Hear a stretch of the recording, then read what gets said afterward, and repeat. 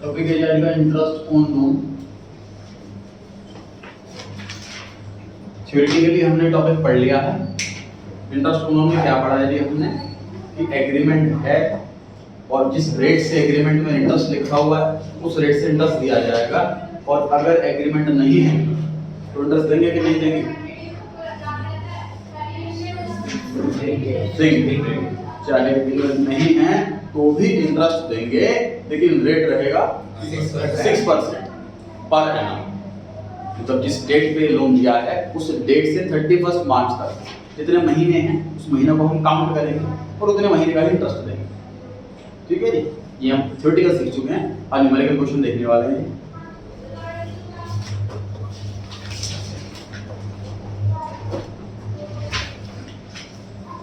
Page number 4 question number 1। Page number 4 question number 1। Heading डालने topic interest on partners loan. देखो book में question number 1 आपको 5-6 बार मिलेगा, क्योंकि मेरे जो क्वेश्चन में सीक्वेंसिंग करता हूँ और टॉपिक वाइज करता हूँ। नया टॉपिक फिर क्वेश्चन नंबर 2, नया टॉपिक फिर क्वेश्चन नंबर 2। तो एग्जाम के टाइम रिवीजन के टाइम रजिस्टर से कंफ्यूजन ना हो कि क्वेश्चन 1 कौन से टॉपिक का है, उसके टॉपिक ऐड जरूर लिखते रहें। हेडिंग डालते हैं इंटरेस्ट ऑन पार्टनर्स लोन। पढ़ते हैं जी पहला क्वेश्चन क्या लिखा है। ए और बी पार्टनर है, फर्म में 2:3 की रेशियो है। प्रॉफिट शेयरिंग रेशियो 2:3 है, मतलब इनके बीच में एग्री है पहले से ही कि प्रॉफिट को 2:3 की रेशियो में बांटा जाएगा। आगे कैपिटल दे रखी है 4 लाख और 6 लाख। आगे ऑन 1 दिसंबर 2019 ए और बी ने लोन दिया 3 लाख एंड 4 लाख रिस्पेक्टिवली, मतलब क्रमानुसार इसी सीक्वेंस से। तो स्टार्टिंग लाइन में ए नाम पहले है, बी नाम बाद में है, और अमाउंट 3 लाख पहले है, 4 लाख बाद में है, इसीलिए ए का अमाउंट 3 लाख और बी का अमाउंट 4 लाख। प्रॉफिट हुआ इस साल का 31 मार्च 2020 बिफोर एनी इंटरेस्ट 15,000। प्रॉफिट इस साल का 15,000 है। Show distribution of PNL, underline करें शो को अंडरलाइन करें और वहां पर शो का मतलब लिखें prepare account.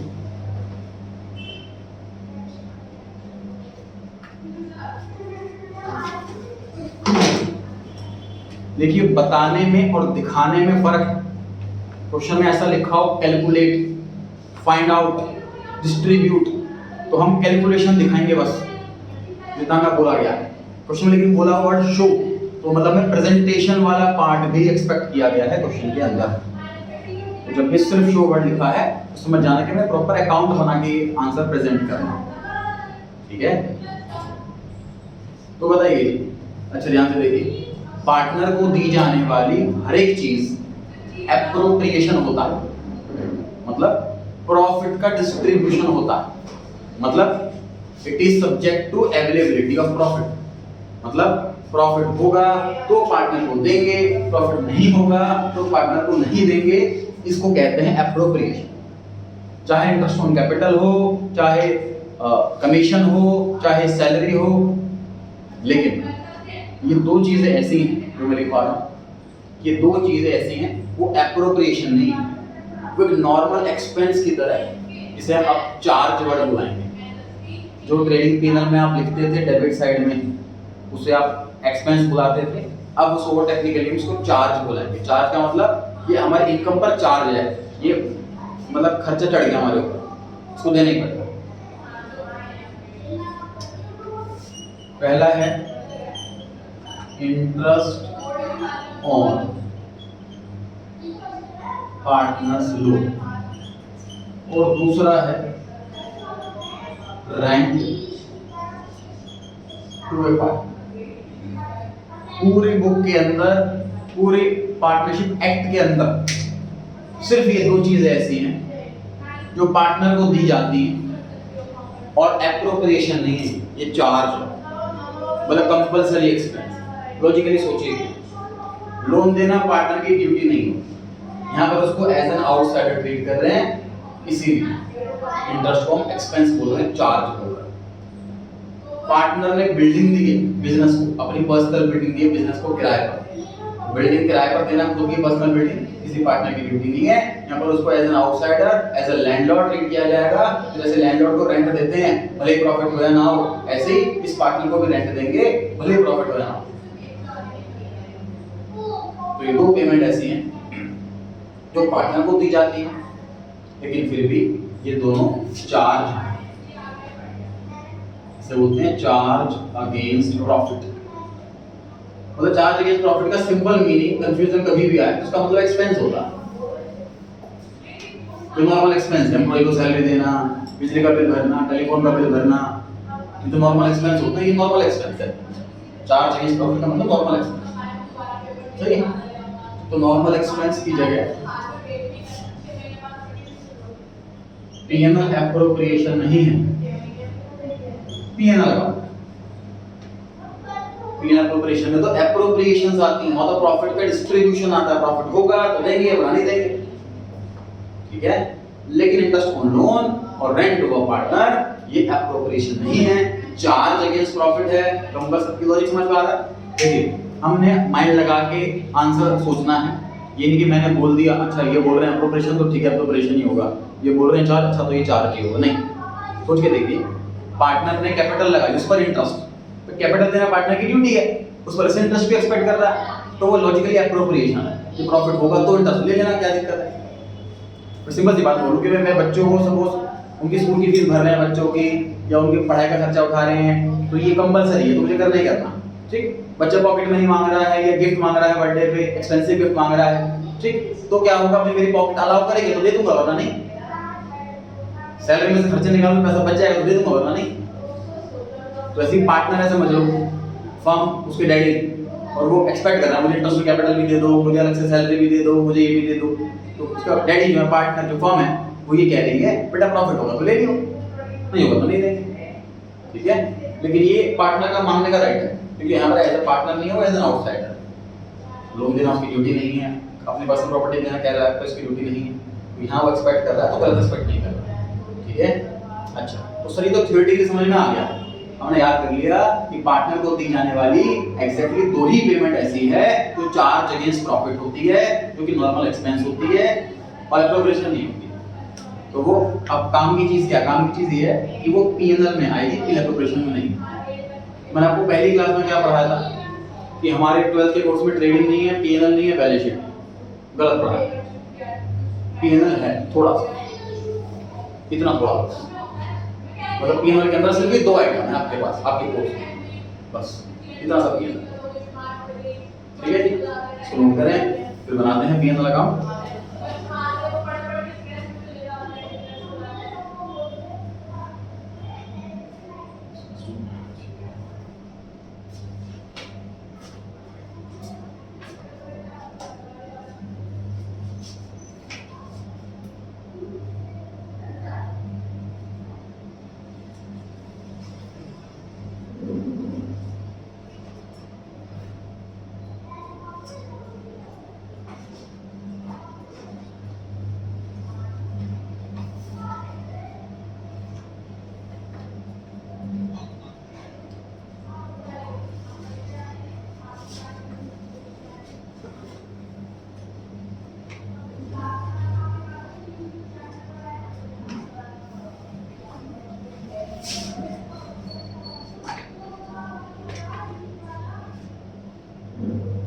Profit and loss account हमने 11th क्लास में भी बनाया है जी, हमें फॉर्मेट बहुत अच्छे से याद। इससे पहले प्रॉफिट एंड लॉस अकाउंट लिखते हैं, फिर फॉर द ईयर एंडिंग 31 मार्च 2020 इस क्वेश्चन के अंदर कितने कॉलम बनाते हैं, 4।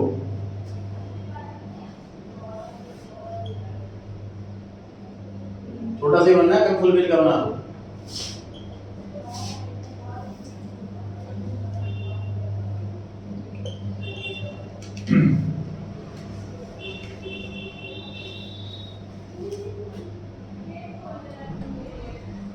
इंटरेस्ट कौन पार्ट में होता है, डेबिट साइड में लिखूं कि क्रेडिट साइड में लिखूं, क्योंकि एक्सपेंस है इसको डेबिट नहीं है।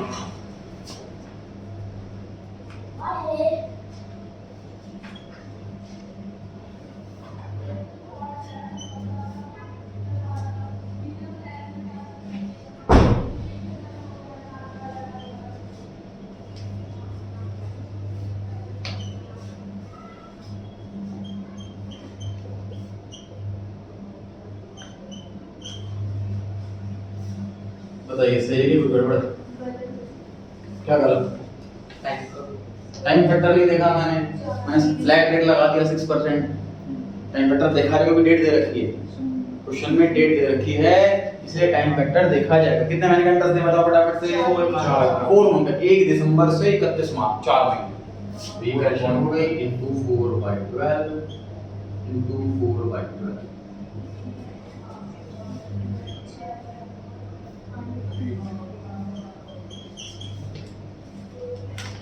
प्रॉफिट कितना है क्वेश्चन के अंदर?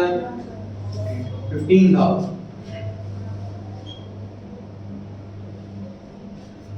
15,000 के प्रॉफिट में से 14,000 का इंटरेस्ट चला गया। अब प्रॉफिट रेशियो 6% क्यों लिया? क्योंकि एक्ट में, लॉ में लिखा हुआ है, शायद तरीका से मैं पाएंगे नहीं कुछ है। फर्स्ट क्वेश्चन में 2:3 लिखा है।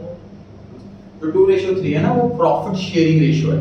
मतलब जब प्रॉफिट बांटा जाएगा, अब प्रॉफिट निकल के आएगा, तो 15,000 का प्रॉफिट था, 14,000 का इंटरेस्ट दे दिया, अब प्रॉफिट कितना बचा? 1,000। उसको बांटेंगे 2/3। लोन का रेट क्वेश्चन में गिवन नहीं है, घर से याद करके जाना, 6% पर आना, पूरे साल में सिर्फ एक ही रेट है, तो घर से याद करके जाना।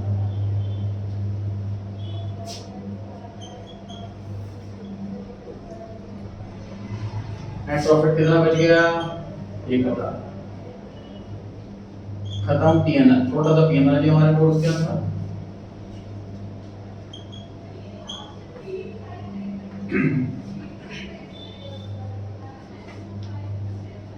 फिर इसके बाद बना है profit and loss appropriation account. छोटे छोटे टॉपिक में थोड़ा सा आपको आलस आएगा बहुत कि सर ये चीज लिखने के लिए पूरा अकाउंट बनाओ, पूरा फॉर्मेट बनाओ, what is this, but we have to do it.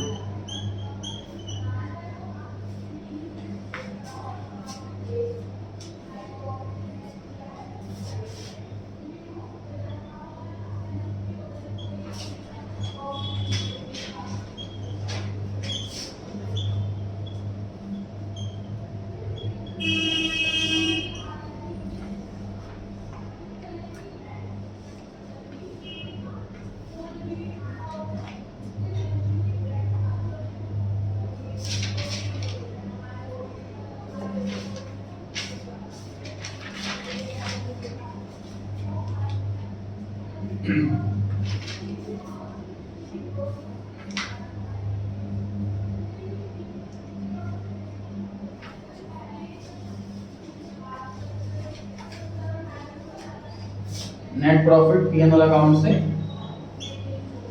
PNL appropriation account के अंदर ट्रांसफर हो जाता है। इस क्वेश्चन में कोई एप्रोप्रिएशन नहीं है, इंटरेस्ट ऑन कैपिटल देना है, सैलरी देनी, कमीशन देना, तो सीधा to profit transfer to is capital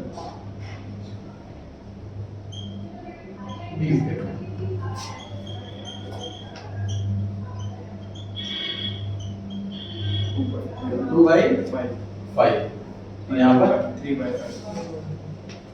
इस समझ तो आया सभी? 2/5 से कैसे आया?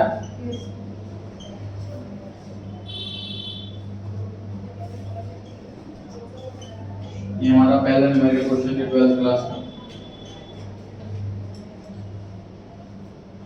थोड़ा टाइम लगाते हैं इसका। क्वेश्चन देखें दोबारा से, सॉल्यूशन देखें, प्रेजेंटेशन देखें।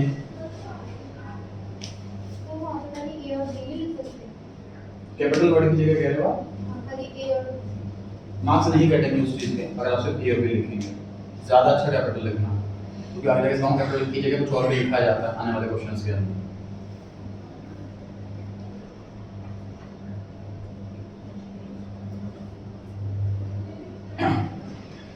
क्वेश्चन रीड करें, सॉल्यूशन पे नजर मारें, एक एक चीज देखें, कौन सी चीज कहाँ लिखी हुई है, प्रेजेंटेशन, कैलकुलेशन, सब कुछ देखें। इस क्वेश्चन के अंदर हमने क्या नया सीखा। पार्टनरशिप चैप्टर में 2 चैप्टर हैं जो लेंदी हैं। एक पहला चैप्टर जो अभी स्टार्ट करा, एक चैप्टर आएगा एडमिशन, एक चैप्टर ऑलमोस्ट 3 से 4 हफ्ते का। ऑलमोस्ट 1 मंथ एक चैप्टर ले जाएगा। पूरी पूरी बुक में 3 चैप्टर टोटल है, पार्टनरशिप में 2 है, ये वाला और एडमिशन, कंपनी में issue of share. Total course के अंदर सिर्फ 3 चैप्टर ऐसे हैं जो ऑलमोस्ट 1 महीने का एक चैप्टर है।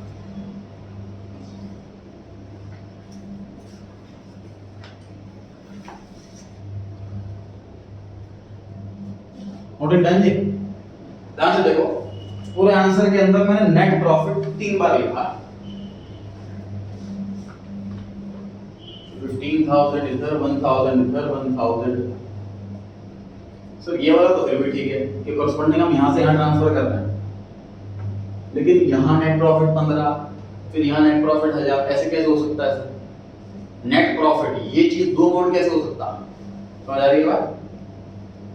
तो ये नेट प्रॉफिट कौन सा, वही नेट प्रॉफिट कौन सा, इस पे चर्चा कर रहा है। सुनिए, ये जो 15,000 का नेट प्रॉफिट है, ये वो नेट प्रॉफिट है कि क्वेश्चन के अंदर जो नॉर्मल पीएनएल है, जैसे इलेक्ट्रिसिटी का खर्चे, इंडायरेक्ट इनकम वगैरह आने के बाद सब कुछ कट कुटा के फाइनली ये बचा है बस इंटरेस्ट लेस करना रह गया। This net profit is before interest, question लिखा भी हुआ, तो हमें यहाँ पर मेंशन करना होगा नेट प्रॉफिट बिफोर इंटरेस्ट। अब ये क्लियरिफिकेशन बिल्कुल परफेक्ट है कि सर ये वाला नेट प्रॉफिट ये बिफोर इंटरेस्ट वाला है और ये 1000 रुपए वाला जो प्रॉफिट है ये फाइनल नेट प्रॉफिट है। ये जो 1000 रुपए नेट प्रॉफिट है ये फाइनल नेट प्रॉफिट है। 15,000 में जो प्रॉफिट था वो नकली नेट प्रॉफिट था, नकली था क्योंकि बिफोर इंटरेस्ट।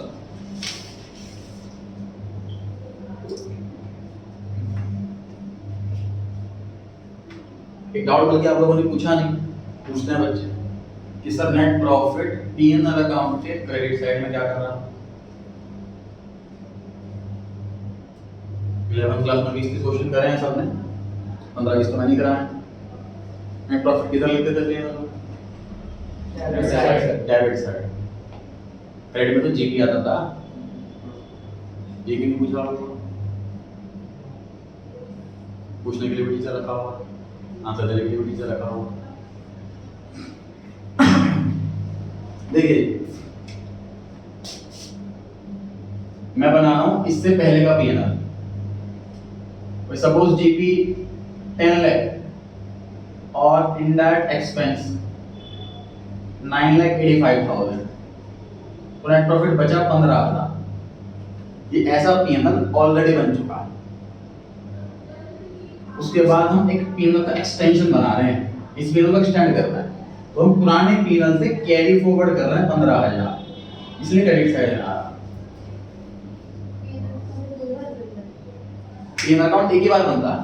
हमें इस क्वेश्चन में क्या रखा है कि हम पीएनएल बना चुके हैं, बस उसमें इंटरेस्ट नहीं लिखा हमने अभी तक। अब आप शो करो इस इंटरेस्ट को, कैसे शो करो, तो हम शो करके दिखा रहे हैं कि देखो आपने जो पीएनएल बना चुके हो उससे प्रॉफिट आया 15,000,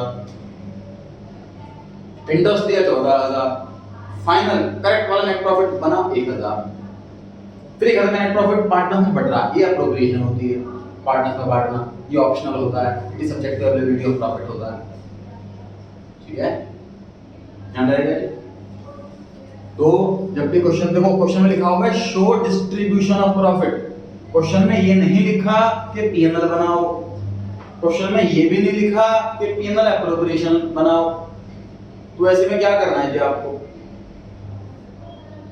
क्वेश्चन ऐसे में क्या करना है, ऐसे में आपको ये करना है, आपको क्वेश्चन के अकॉर्डिंग लेना पड़ेगा कि क्वेश्चन में कौन कौन सी आइटम्स दे रखी है और वो आइटम्स कहां कहां आती है। समझ आ रही है बात?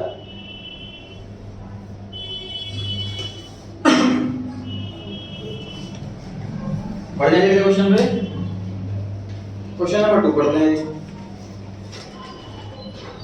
आप लोग रीड रहे, तो ऐसा लग रहा है क्वेश्चन 1 रिपीट हो गया, कॉपी पेस्ट हो गया गलती से, बिल्कुल सेम ही लग रहा है। सेम है बिल्कुल, क्या अलग है? एक लाइन अलग है सर, क्या है वो अलग लाइन? रेंट। मिस्टर ए जो पार्टनर है उसने ही अपनी प्रॉपर्टी रेंट पर दे दी 1000 रुपए के हिसाब से, तो ये एक एक्स्ट्रा पॉइंट है, बाकी पूरा क्वेश्चन सेम। प्रॉफिट भी उतना, कैपिटल भी उतनी, रेशियो सब कुछ इतना, बाकी सब कुछ सेम। देखते हैं क्या चेंज आएगा। By net profit before interest and rent, ऐसे लिख दूं क्योंकि रेंट और इंटरेस्ट से पहले वाला प्रॉफिट। मान लीजिए फॉर्मेट P&L का,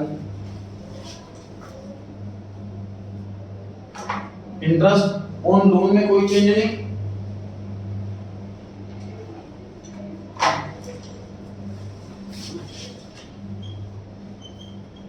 टू रेंट टू 1000। बताइए मेरे अकॉर्डिंग मैंने P&L कंप्लीट कर लिया है, कोई गलती ढूंढ मिले तो ना। नहीं सर ये 1000 नहीं आएगा, 4000 है। कैसे? सर ये 4 मंथ का है ना सर। आपको कैसे पता 4 मंथ का? सर इसमें कहाँ टाइम दे रखा? 1 दिसंबर 2019।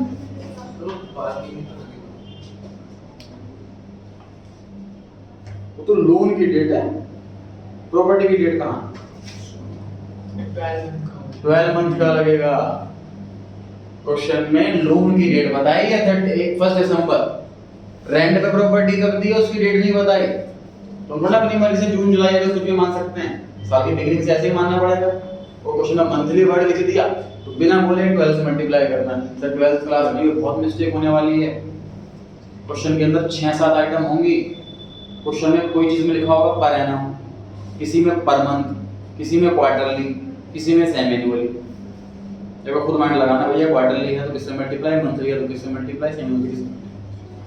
तो रेंट में क्या करने वाले हैं जी हम, 1000 इनटू में 12, तो रेंट होने वाला है 12000।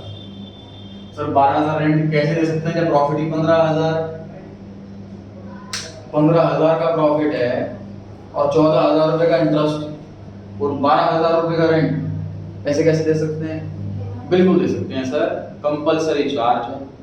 मान लीजिए मुझे इस साल लॉस हुआ तो क्या मैं एम्प्लॉय को सैलरी नहीं दूंगा, क्या मैं इलेक्ट्रिसिटी का बिल नहीं भरूंगा? पैसा कहीं से भी अरेंज करें, लोन लेकर के कहीं से भी लेकर पेमेंट हमें करनी होगी, ठीक है। तो रेंट पूरा आएगा 12000 का, इंटरेस्ट ऑन लोन पूरा आएगा 14000 रुपए का। तो टोटल खर्चा कितना हो गया ये? टोटल खर्चा हो गया 26000। प्रॉफिट है हमारे पास सिर्फ 15000। इसका मतलब हमें इस साल नेट लॉस हुआ है 11000।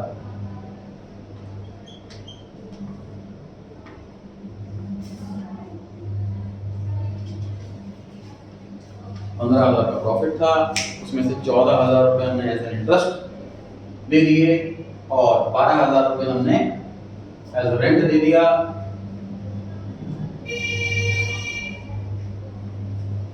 26,000 टोटल खर्चा आ गया, मतलब 11000 रुपए का लॉस हो गया। P&L मेरे अकॉर्डिंग कंप्लीट है, कोई डाउट समस्या है तो बताना। P&L अब इसके बाद आ रहे हैं P&L calculation.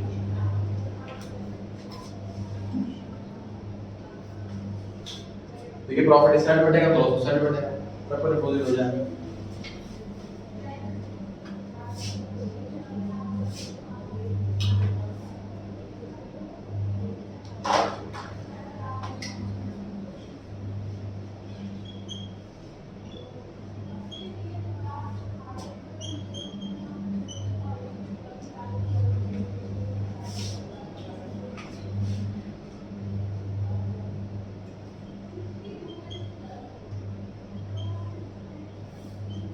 By loss transferred to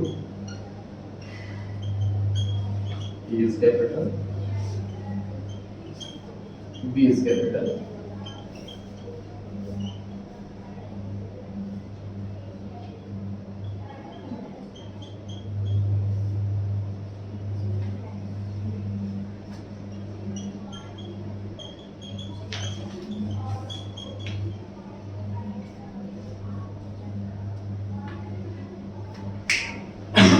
calculation कोशिश करें खुद से करें, नोटिंग ना करें बोर्ड पे से।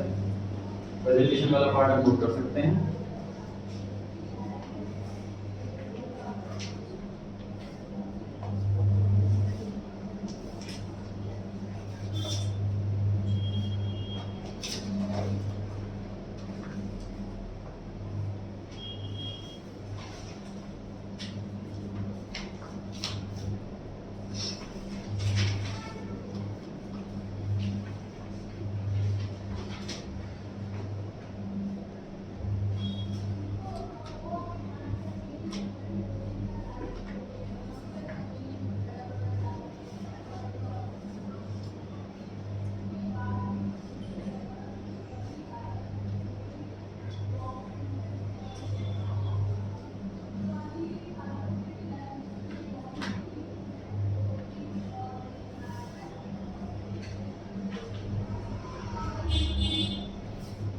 इस क्वेश्चन में सर क्या नया सीखा हमने पिछले क्वेश्चन के कंपैरिजन में? एक तो रेंट पॉइंट नया आ गया, दूसरा इस क्वेश्चन में स्टार्टिंग में तो प्रॉफिट था, एंड में जाते जाते लॉस बन गया, खर्च ज़्यादा आ गए क्योंकि इसमें दो नई चीज़ सीख ली हमने। प्रॉफिट का लॉस भी बन सकता है और रेंट वाला पॉइंट भी आ सकता है। ध्यान रहे क्वेश्चन में मंथली रेंट था इसलिए मल्टीप्लाई बाय 12 किया, पर एनम दे रखा हो तो मल्टीप्लाई बाय 12 नहीं करते। टाइम फैक्टर बड़ा ध्यान से पढ़ना।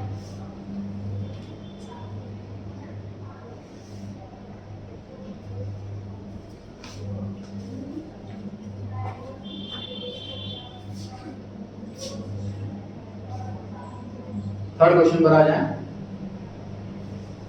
नोटिंग कर ली सभी ने?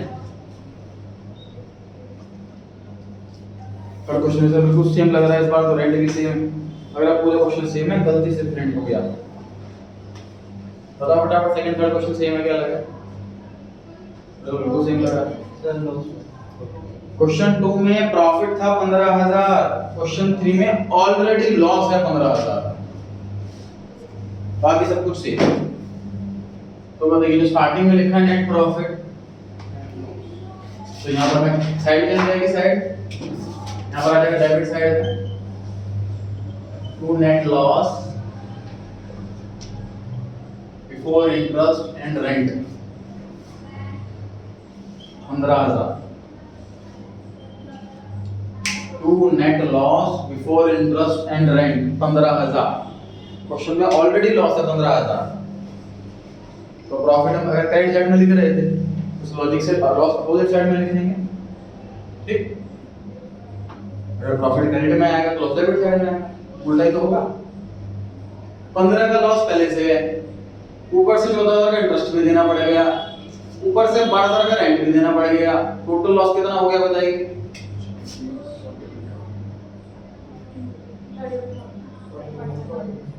41 हुआ है, चेक करें।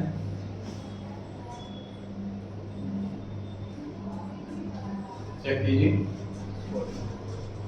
अब इस साल लॉस 41,000 हो गया है, तो 41,000 का लॉस बांट लीजिए, बांट लीजिए।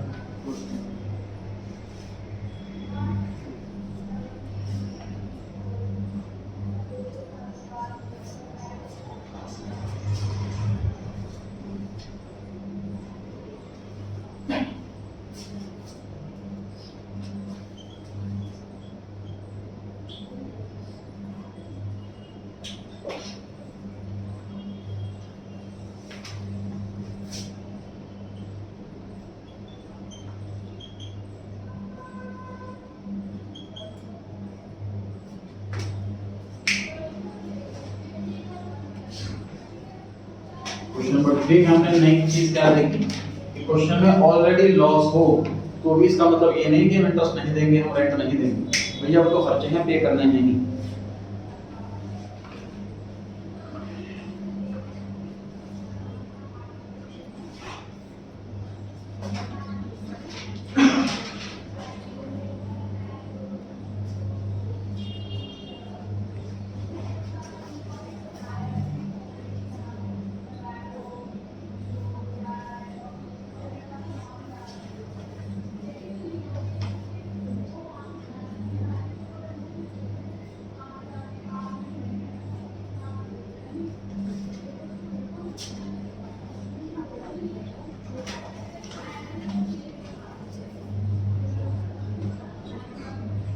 इस लेवल की बुक में सेक्शन 3 से 8 6 क्वेश्चन हैं और एक्सरसाइज में 6 से 14 ये 9 क्वेश्चंस हैं।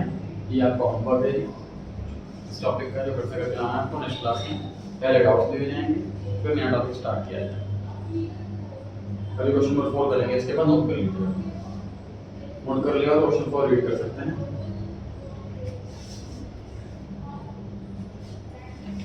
कोई डाउट आ रहा है पूछ सकते हैं। मैंने क्वेश्चन 1 2 3 इसलिए सिर्फ थोड़ा सा चेंज कराया है, मैंने डिफरेंट क्वेश्चन दी थी ताकि आप इफेक्ट समझ पाएं कि इस चीज का इफेक्ट सिर्फ यही पड़ रहा है, बाकी सब कुछ सेम। ये चीज आप समझ पाएं कि किस चीज का इम्पैक्ट है, तो बाकी चीजें कांस्टेंट रखी हुई है।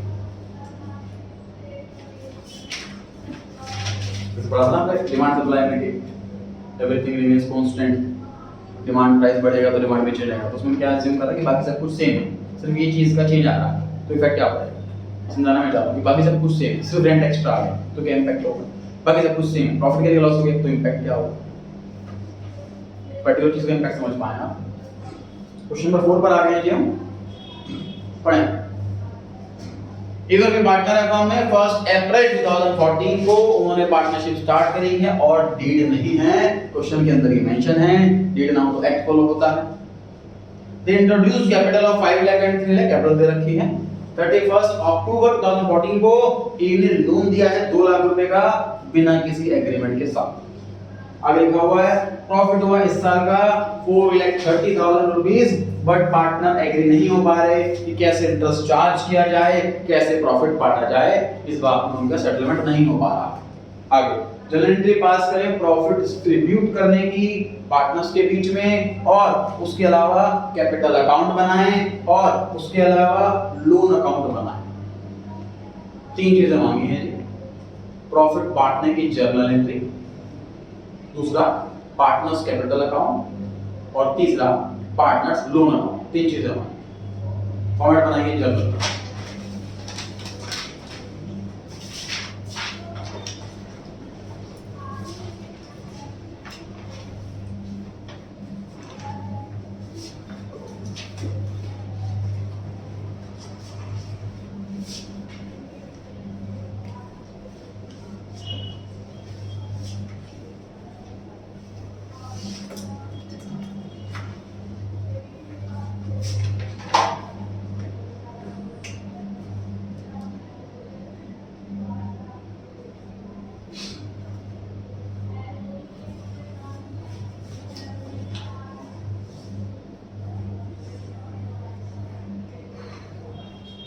कितने कॉलम बनते हैं इसमें? 5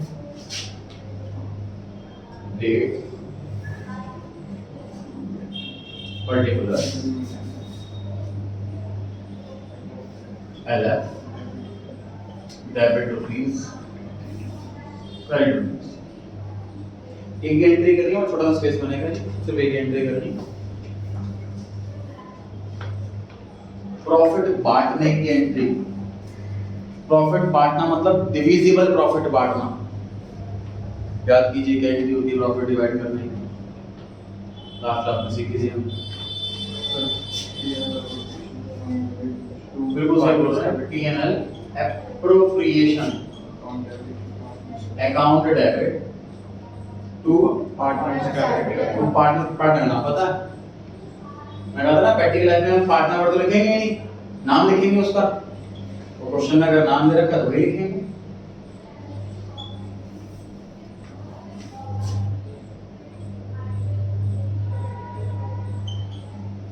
Being the profit distributed,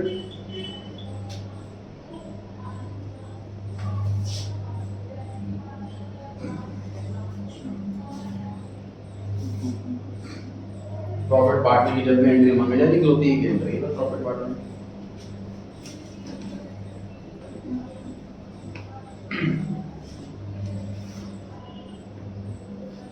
बताइए इंटरेस्ट ऑन लोन देना है कि नहीं देना? देना। इसका मतलब जो प्रॉफिट बटेगा वो इंटरेस्ट ऑन लोन के बाद बटेगा, ये चीज समझ पा रहे हैं ना? इसलिए अभी हमें नहीं पता यहाँ पर अमाउंट कितना आएगा, अमाउंट को स्किप कर रहे हैं, अमाउंट छोड़ रहे हैं। सेकंड रिक्वायरमेंट पर आने क्वेश्चन की क्या रिक्वायरमेंट है? पार्टनर्स कैपिटल अकाउंट बनाएं।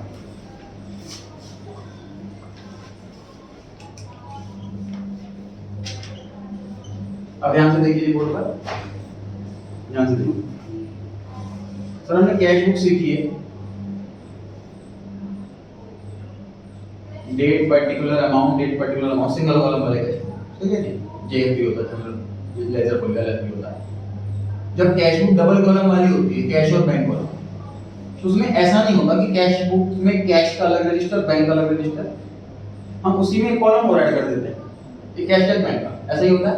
ऐसा क्यों करते हैं? क्योंकि नॉर्मली जो पर्टिकुलर्स के कॉलम में होता है ना, वो कैश की और बैंक दोनों तरीके से, जैसे हम रेंट पे कर रहे हैं तो बाय रेंट, कैश ले तो कैश कॉलम, बैंक से तो बैंक कॉलम, कस्टमर से पैसा आया, चेक से आया तो बैंक कॉलम में, कैश से आया कैश कॉलम में, to Ram, to Shyam, to sales, particulars का कॉलम सेम है, दोनों का नेचर सेम है। समझ आ रही बात? सेम चीज पार्टनर्स कैपिटल अकाउंट पे भी अप्लाई करेगा। ये पार्टनर पैसा लाएगा, कैपिटल ले जाएगा, ड्रॉइंग प्रॉफिट बांटेंगे, प्रॉफिट मतलब पर्टिकुलर्स का कॉलम सबका सेम है, तो पार्टनर का अलग अलग फॉर्मेट बनाने की बजाय हम ये फॉलो करते हैं कि एक ही फॉर्मेट में एक कॉलम ऐड कर देते हैं अलग अलग नाम। ये काम आप करने वाले हैं कि पार्टनर के दो नाम हैं तो दो कॉलम बना देंगे, अकाउंट एक ही बन जाएगा। मतलब एक अलग अकाउंट नहीं, बी का अलग अकाउंट नहीं।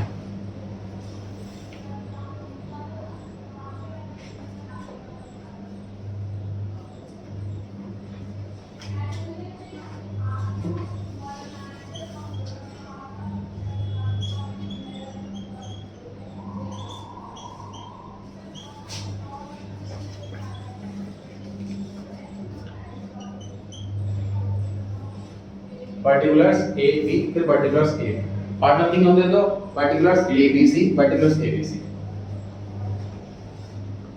हमारे कोर्स में मैक्सिमम 4 पार्टनर पे क्वेश्चंस हैं। प्रैक्टिकल लाइफ में कंप्यूटर होगा हमारे पास, इसलिए 20-50 पार्टनर भी बन जाएं तो ज्यादा अपना बन जाएंगे।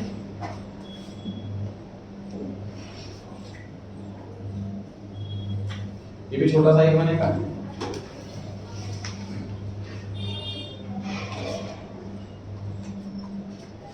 उन्होंने पैसा लगाया है सबसे पहले जी 5 लाख और 3 लाख।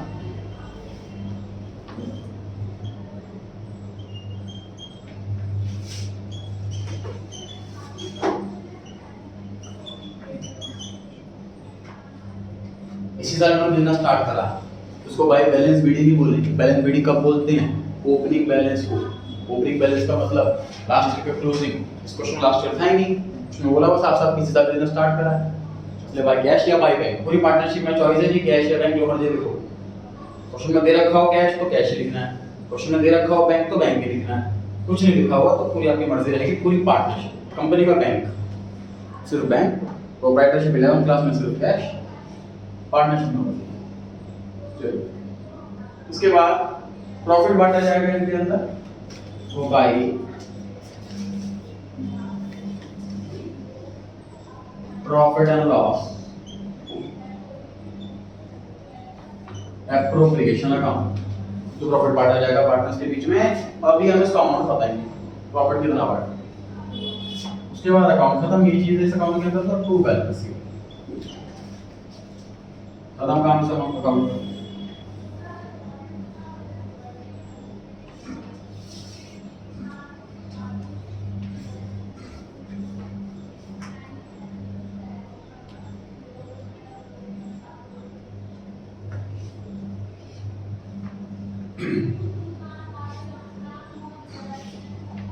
तो ये भी हमें अमाउंट स्किप करना पड़ेगा क्योंकि प्रॉफिट नहीं पता कितना बांटेंगे, और इंटरेस्ट के बाद जो बचेगा वो बांटेंगे। क्वेश्चन की तीसरी रिक्वायरमेंट, एज लोन अकाउंट बनाया फॉर्मेट। लोन ऐसा है जिसमें इंटरेस्ट टाइम के हिसाब से कैलकुलेट होता है, इसलिए इसको इस वाले फॉर्मेट में 8 का वॉल्यूम भी बनेगा।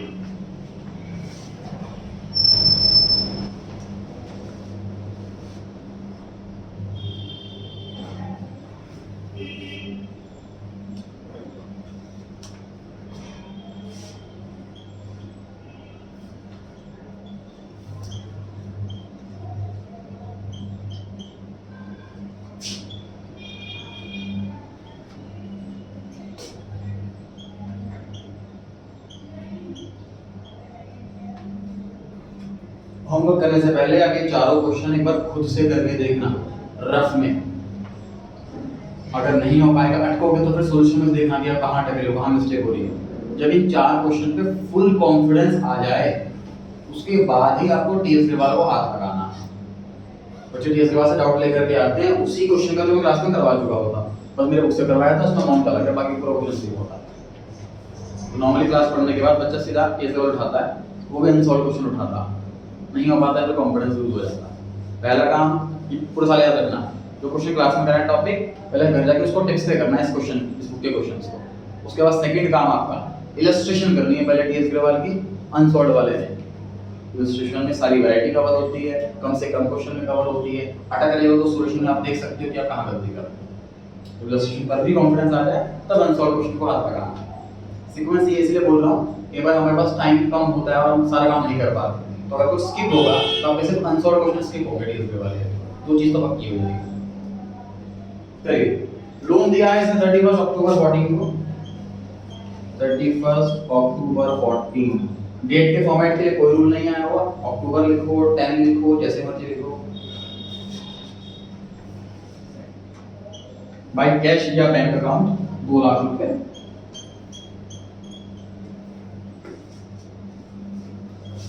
साल का एंड आ गया 31 मार्च 2015। बाय इंटरेस्ट, इंटरेस्ट कैलकुलेट करके बताइए कितने मंथ का इंटरेस्ट दिया जाए।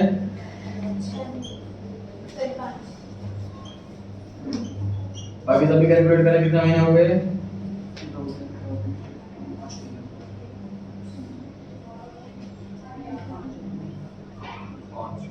5 महीने करेक्ट है जी।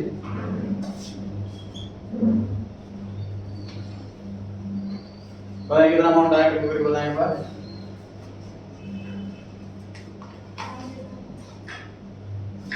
$5,000।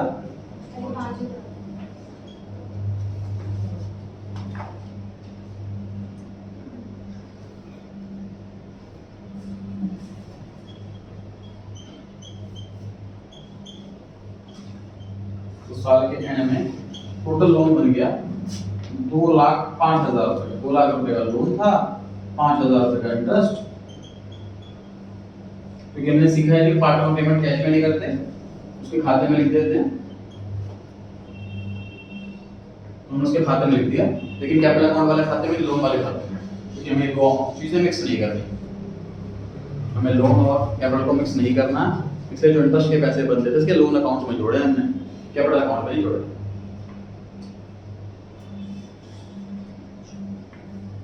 डन जी। थर्ड रिक्वायरमेंट पूरी हो गई हमारी। प्रॉफिट कितना था इस साल?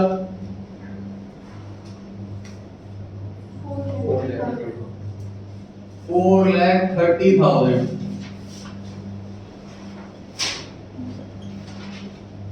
बिफोर 25 कहां से आया? 5,000 इंटरेस्ट दे दिया, 4,30,000 टोटल प्रॉफिट था, उसमें से 5,000 रुपए लोन पर इंटरेस्ट दे दिया, तो कितना बचा डिविजिबल प्रॉफिट?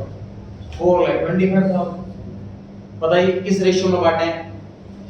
क्वेश्चन में कोई रेशियो नहीं दे रखी, लिखा हुआ है डेट नहीं है, तो ऐसे केस में लॉ फॉलो होता है, लॉ में लिखा हुआ इक्वल।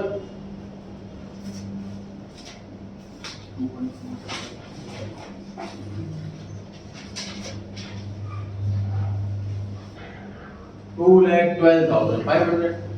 यही अमाउंट कहाँ आएगा? कैपिटल अकाउंट में भी आएगा।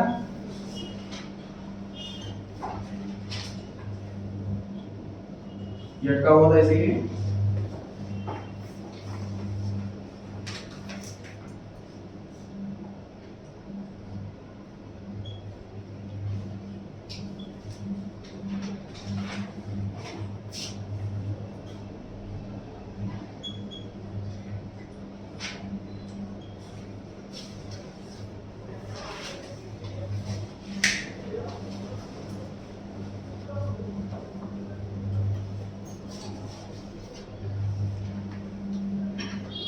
ये मैं अमाउंट को लिखने वाला है ना, ये 5 लाख का।